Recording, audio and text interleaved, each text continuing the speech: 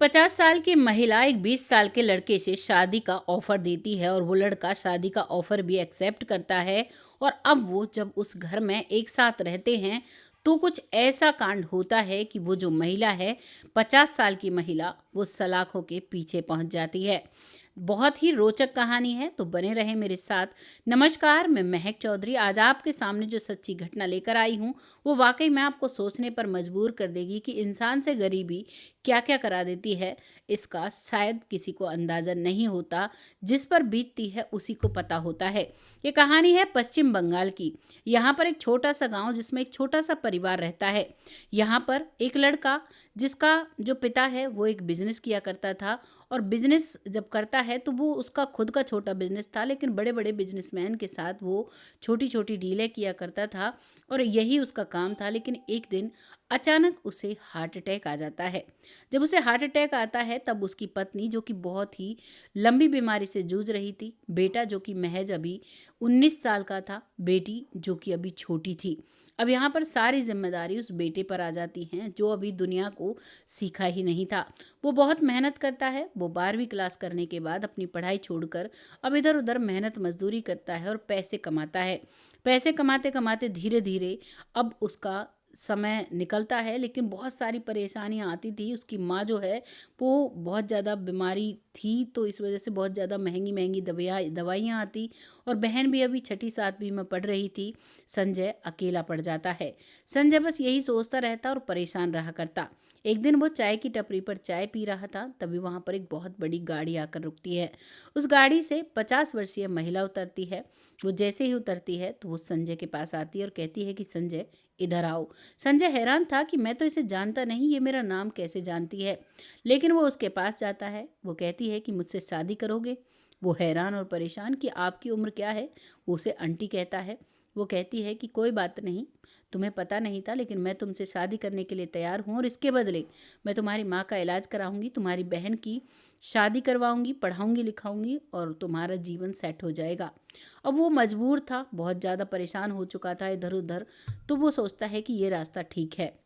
वो उसे अपने साथ लेकर जाती है और कोर्ट में जाकर उससे कोर्ट मैरिज करती है, यानी कि लीगली उसे अपना पति बना लेती है।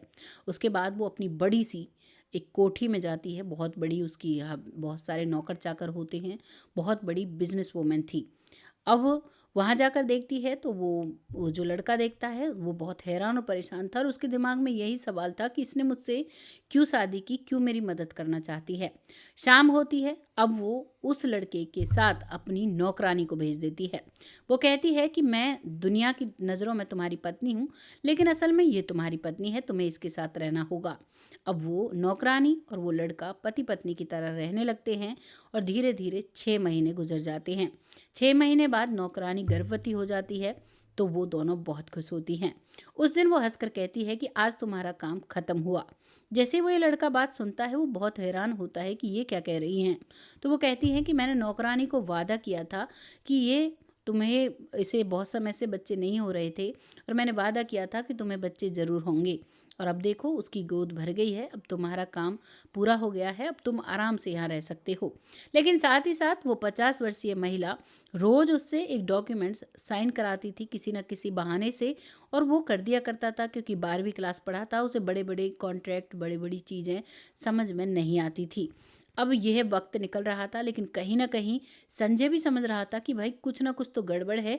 ये रोज़ मुझसे किसी न किसी बहाने किसी कागज़ पर साइन लेती है, कहीं कुछ गड़बड़ तो नहीं। अब वो जब अपनी बिजनेस डील के लिए वो महिला बाहर जाती है तो संजय घर में अकेला था। उस दिन नौकरानी भी छुट्टी पर थी, तो वो देखता है कि एक कमरा जिसका हमेशा ताला लगा रहता था, आज वो ताला खुला हुआ है। वो उस कमरे के अंदर जाता है तो एक संदूक नुमा, एक छोटा सा बॉक्स, बक्सा बोलते हैं, वो रखा हुआ था। उसमें बहुत सारे जेवरात, बहुत सारे पैसे रखे हुए थे, और साथ ही साथ एक चिट्ठी भी रखी हुई थी। जैसे ही वो इस चिट्ठी को पढ़ता है तो उसे राइटिंग देखकर समझ में आ जाता है कि ये तो मेरे पापा की जैसी राइटिंग है। अब वो चिट्ठी को पढ़ने लगता है।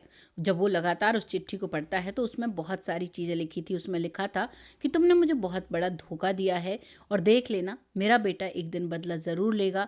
तुमने मुझे इतना बड़ा धोखा दिया है, और इसी वजह से आज मैं इस दुनिया में नहीं रहूँगा।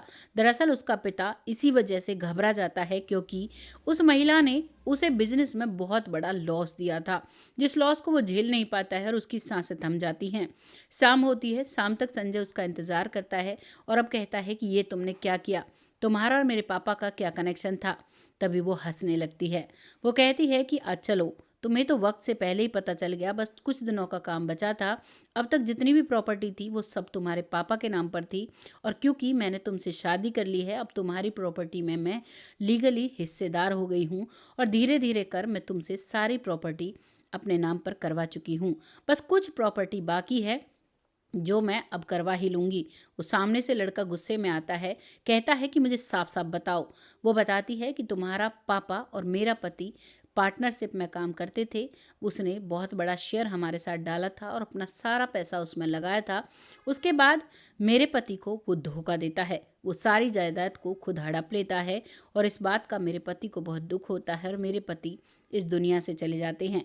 उसके बाद तब से ही मैं इंतज़ार कर रही थी कि कब तुम मुझे मिलोगे और कब मैं अपनी जो मेरी जायदाद तुम पर चली गई है और जो तुम्हारे पिता ने कमाया है धोखे से, वो सब कुछ अपने नाम पर करवा सकूं। संजय सब कुछ समझ चुका था। संजय उस लेटर को लेकर सीधा पुलिस स्टेशन जाता है, पुलिस की मदद लेता है। पुलिस भी वहाँ पर आती है। आने के बाद उससे पूछताछ करती है तो वो कुछ भी बात नहीं छुपाती है। उसके बाद पुलिस उसे पकड़कर जेल में डाल देती है और जो बच्ची कुची प्रॉपर्टी अब संजय के नाम पर बची थी, अब संजय उस सब का पता लगाता है और उस सब पर ही खेती करता है, कहीं पर मकान बनवाता है और अब अपने जीवन को अच्छे से जीने लगता है।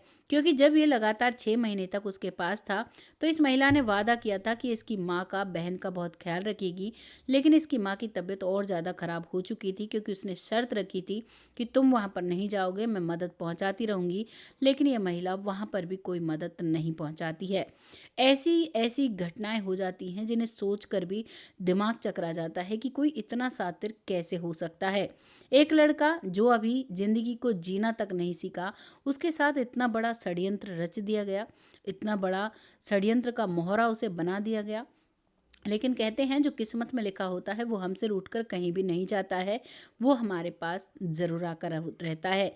बुजुर्ग कहते थे, कोई हमारे हमारे साथ धोखा बेईमानी जब करता तो बुजुर्ग हमारे कहते हैं कि देखो, कोई आपके पैसे को ले जा सकता है, प्रॉपर्टी को ले जा सकता है, लेकिन भाग्य को नहीं ले जा सकता। इसीलिए भाग्य पर भरोसा रखो, मेहनत करते रहो, सतर्क रहो, सावधान रहो, उसी में आपकी भलाई होती है। आपको इस कहानी के बारे में जानकर क्या लगा है, आप कमेंट बॉक्स में ज़रूर बताइएगा।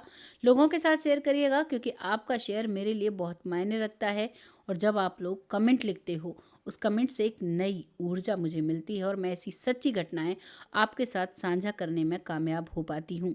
तो आप सब सतर्क रहें। इस कहानी से ज़रूर सीख मिली होगी कि कभी भी किसी के बहकावे में नहीं आना होता है, क्योंकि ये लड़का अगर उससे शादी नहीं करता तो बड़ा होकर तो उसे पता चल ही जाता कि भाई मेरे नाम पर इतनी प्रॉपर्टी है।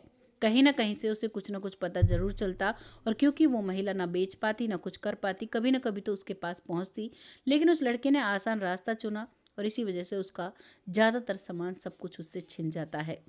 अगर आपके साथ कुछ ऐसा होता है तो आप ज़रूर इस कहानी से कुछ सीख लेंगे और अपने जीवन में सही फैसला लेने के लिए तैयार होंगे। तो बहुत जल्द आती हूँ ऐसी किसी सच्ची घटना के साथ। तब तक आप सब खुश रहें, सावधान रहें, सतर्क रहें। जय भारत, जय हिंदुस्तान।